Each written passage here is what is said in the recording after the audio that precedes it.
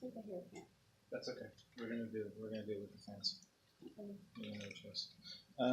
So let's get focused and let's get going. Mm-hmm. Let me know when you guys are ready. I'll introduce you. I'm ready.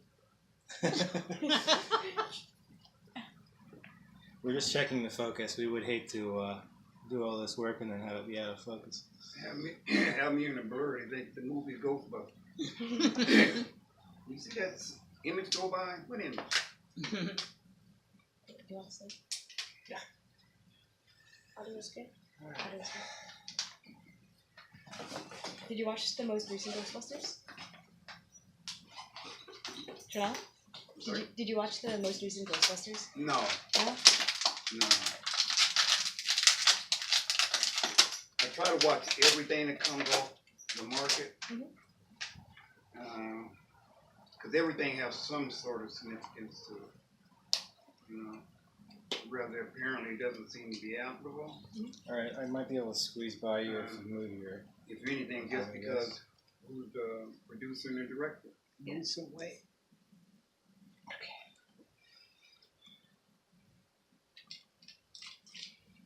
Ready? Hold a little bit for camera.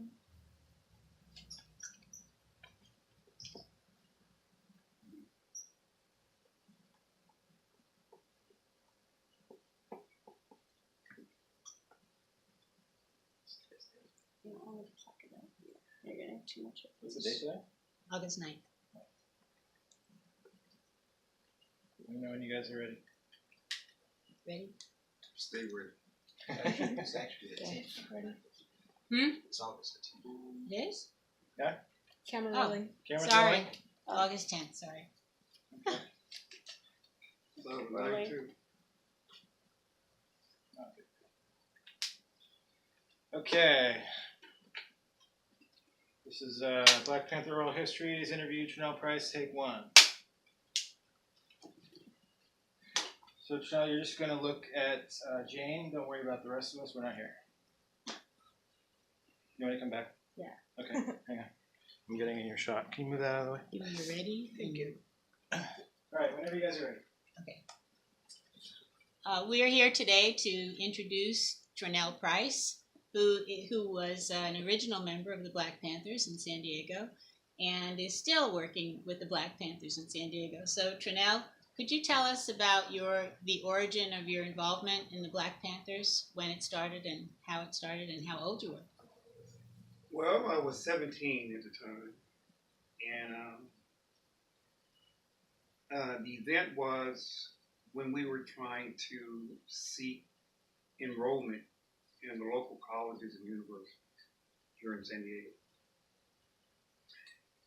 And we were having a lot of resistance from the universities and others about allowing distant franchise individuals, African Americans, and people of color, from getting a college education. I was told that there were members of the Oakland chapter of the Black Panther Party coming to San Diego along with some local members to try to convince the colleges and universities who protested to allow greater access. It was at that time that I met Kenny Denman. Kenny Denman later went on to become the head of the San Diego chapter of the San Diego Black Panther Party for Self-Defense. And standing with Kenny was Bobby Seale and David Hilliard. So I met him on the campus, and I was convinced that their program, which included education, was something that I thought I could get involved in, and that would help uplift oppressed people and people of color, not only in the area of education, but also in other areas, social, economic, and political. So after the meeting at San Diego State University, we had additional meetings, me and Kenny, and he recruited me to become a member, and I became a member in '67, and went on to become the Deputy Minister of Education, Political Education for the chapter here in San Diego. And about Kenny Denman, I've heard from other Black Panther members that he was very instrumental in helping younger people who were teenagers at the time and weren't involved at San Diego State to get them to be interested in the job corps and other things. That he kind of was even though he wasn't much older, he kind of acted like an elder mentor to them. He was, in fact, a mentor to the Black community here in San Diego, as well as the press communities here in San Diego. He worked with various other organizations, like United Farm Workers, with Cesar Chavez, the Brown Berets here in San Diego, and the clergy and others. He wasn't much older than me, but Kenny was wise beyond his means. He was very, very sharp to take advantage of opportunities where we could advance our mission and our call. He was very, how would I put it?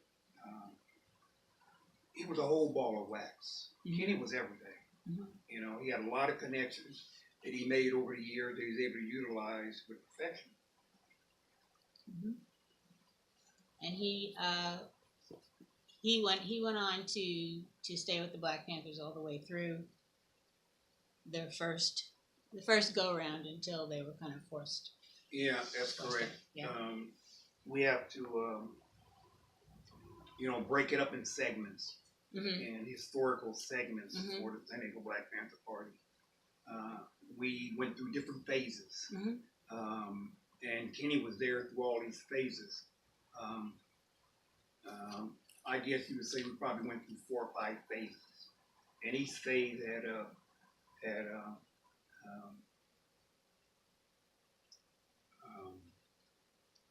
face of his own, if you will. We fought with the university as one phase.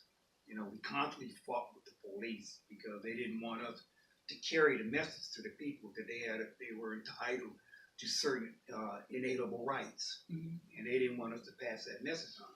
They wasn't so much afraid of us, but they feared the message that everyone is created equal, endowed by their Creator with these certain rights and life, liberty, and the pursuit of happiness.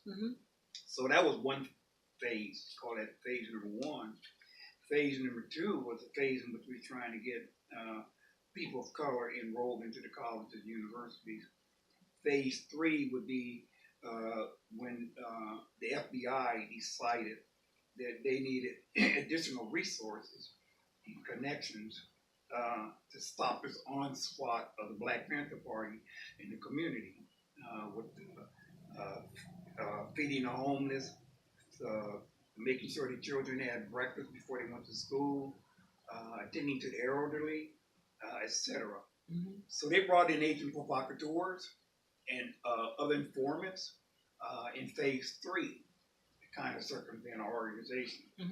And then in phase 4, these elements that the FBI brought into our struggle and our advocacy turned real deadly. Yeah.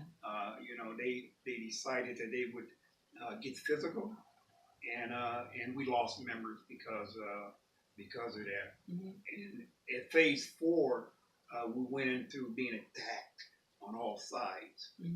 So that would be phase 5. Going back to the police, the phase 2, I think, is the police. Basically, Kenny Denman said the San Diego Police Department has a reputation of stopping things from even starting. So the problem in the Black communities was that it was hard. The police, before the Black Panthers came along, because they didn't want anything to happen, they would they would bother people or arrest people before anything could even get started, good projects or not. Most people that are native San Diegans know little or nothing about their local culture. Mhm. They